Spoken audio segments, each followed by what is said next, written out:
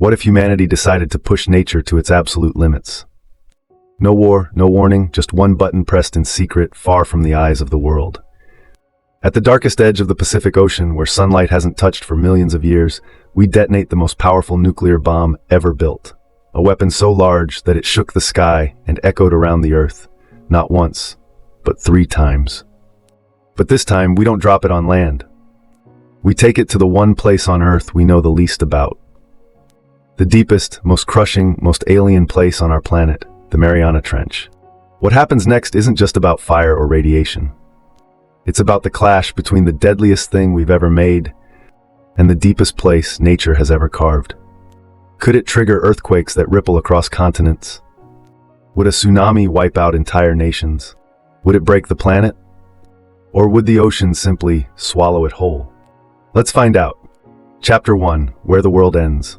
Before we press that button, we need to understand where we're going. Beneath the western Pacific Ocean lies something monstrous, a scar in the Earth's crust so deep it could hide Mount Everest inside it, with room to spare. It's called the Mariana Trench, and at its lowest point, a spot known as Challenger Deep, the ocean plunges nearly 11,000 meters down. That's 7 miles, or about 36,000 feet, straight into darkness. To stand at the bottom of the trench would be like standing beneath 1,000 atmospheres of pressure. Imagine being crushed by the weight of 50 jumbo jets stacked on your chest. That's what life is like down there. And yet life does exist. Bioluminescent fish, transparent creatures, alien-like worms, things we still don't understand and maybe never will.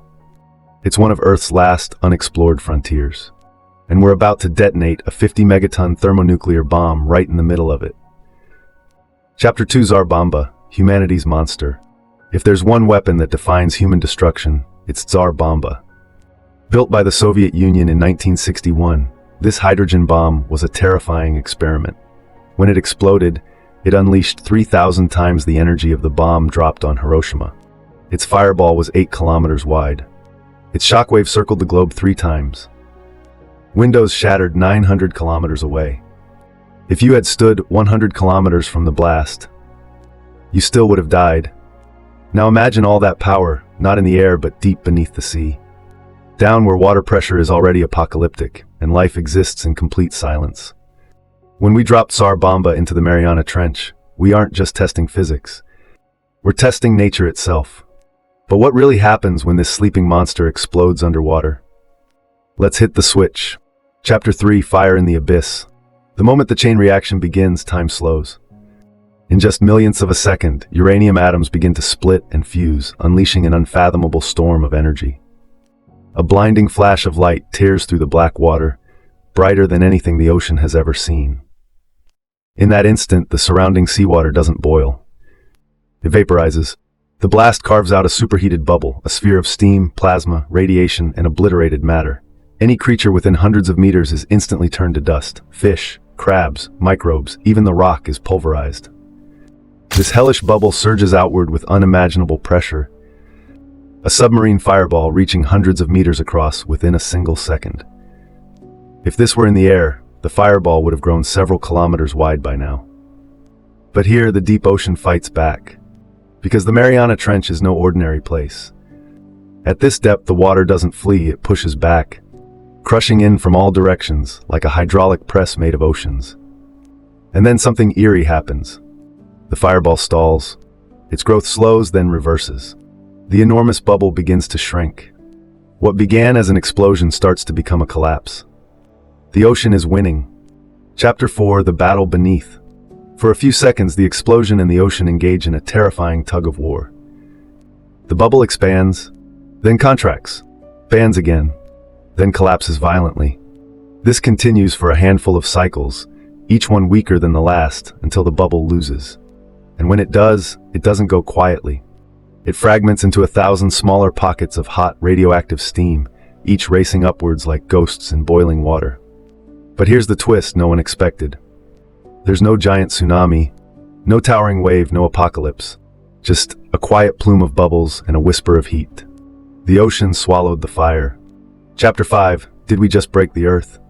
Maybe the shock wave triggered an earthquake, or opened a volcanic rift, or cracked the Earth's crust wide open. Not even close. Despite the incredible power of the Tsar Bomba, it's still a flea bite compared to what the Earth handles on a regular basis. Earthquakes release more energy than our bomb every year. Undersea quakes, tsunamis, and volcanic eruptions dwarf even humanity's biggest weapons. So no tectonic plates shifted, no volcanoes awakened, and no country felt a quake strong enough to notice.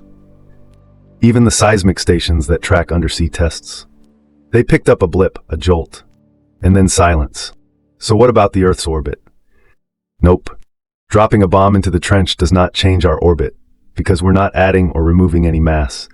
We're just shifting energy inside an already massive planet. Earth's orbit is governed by gravity and momentum, not by explosions. Chapter 6, the aftermath no one saw. So what do we get for all this destruction? Just a small column of warm radioactive water rising toward the surface. Maybe some dead fish. Maybe a few confused whales.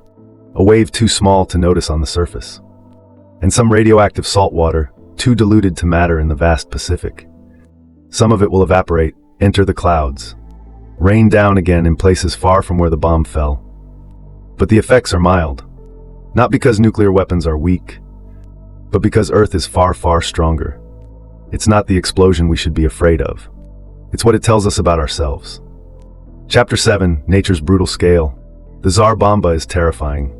It was a man-made sun, a weapon so powerful it could level cities, erase history, and vaporize thousands of lives in an instant. But down in the Mariana Trench, it barely caused a ripple. Why? Because nature operates on a different scale. Let's look at the numbers.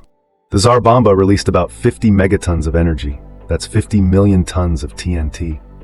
The 2011 Tohoku earthquake in Japan released over 500,000 times more energy.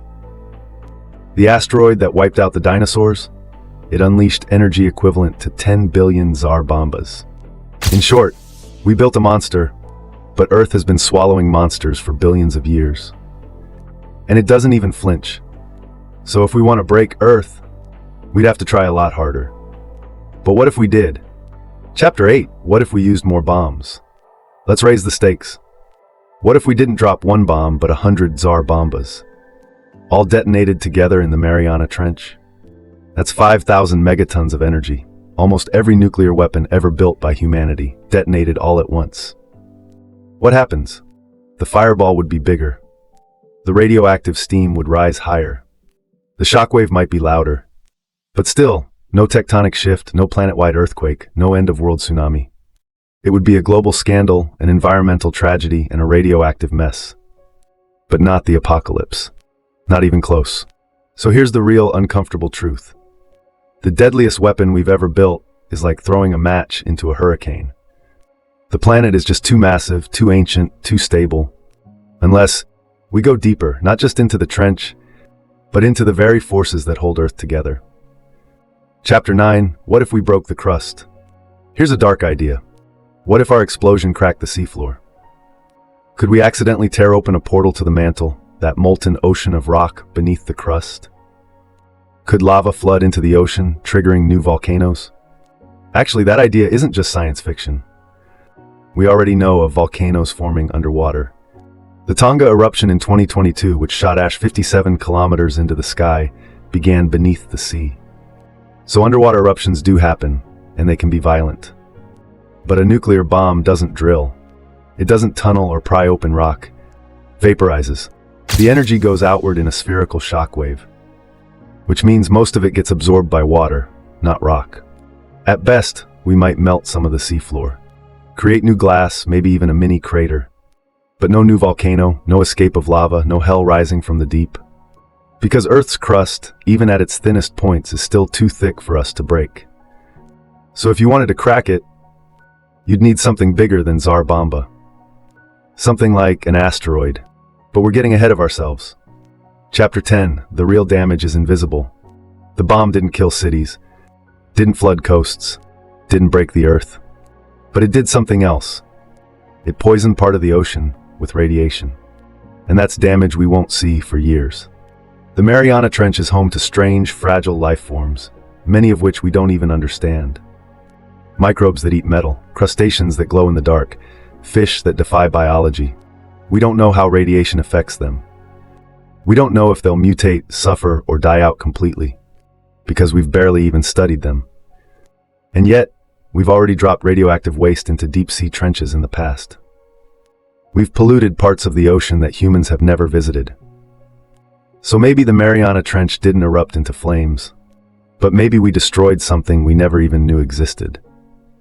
A species older than dinosaurs, a microbe that could cure disease, a biological puzzle never to be solved.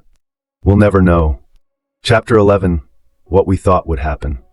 Before we detonated the bomb, there were theories. That it would cause a mega tsunami hundreds of meters tall. That it would trigger global earthquakes. That it would even tilt the Earth's axis or send us out of orbit. These fears come from a place of imagination and ignorance. But the reality is far less cinematic and far more humbling. We expected fire and fury, but Earth met us with silence. No tsunami, no apocalypse, no change. We made history's greatest weapon, and it meant nothing to the planet. Chapter 12, The Psychological Fallout. Maybe the biggest effect of detonating Tsar Bomba in the trench isn't physical at all. Maybe the real impact is psychological, because it forces us to confront a truth we don't like. We are not as powerful as we think we are. We can flatten cities, but we can't move tectonic plates.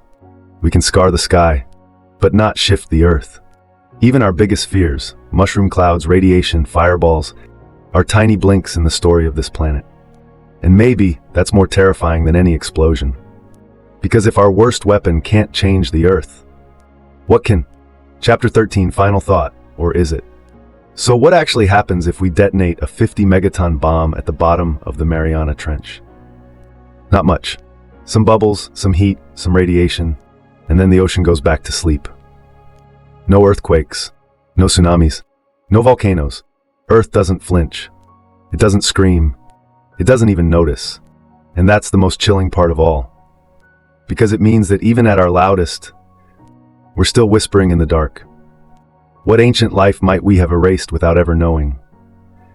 Could life survive in a radioactive trench and evolve into something stranger? What would it really take to destroy a planet? And more importantly, what if we already have, but just don't know it yet? A whisper in the universe. We thought detonation meant devastation.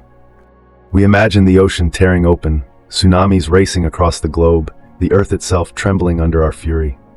But instead it shrugged. The Tsar Bomba, the loudest sound humanity has ever made, was nothing more than a whisper in the crushing silence of the Mariana Trench. And maybe that's the real story here. Not destruction, but insignificance. Because while we were building weapons to destroy nations, the universe was moving on, with black holes colliding, stars dying, galaxies drifting apart. We wage war on the surface of a fragile crust, while the planet we live on doesn't even feel it. But here's a thought more terrifying than nuclear fire. What if we actually did change something, and we just can't see it yet? Down in the pitch-black trench, where sunlight has never reached, where pressure warps everything we understand, what if our bomb did awaken something? Not a monster, but a process. A silent chain reaction in biology, chemistry, or time itself. Mutation in microbial life. A particle interaction we don't yet understand. A ripple in the deep, echoing far beyond Earth. We always assume we're in control, that we can calculate outcomes, that physics will explain it all. But the universe is under no obligation to make sense to us. Maybe detonating our most powerful weapon in one of the last untouched places wasn't just reckless. Maybe it was an invitation. So what really happened down there? We'll never know. And maybe that's exactly how it was meant to be. If the Mariana Trench is Earth's last great mystery, then what secrets are still buried deeper than any bomb could reach? And what happens when something down there decides to answer back?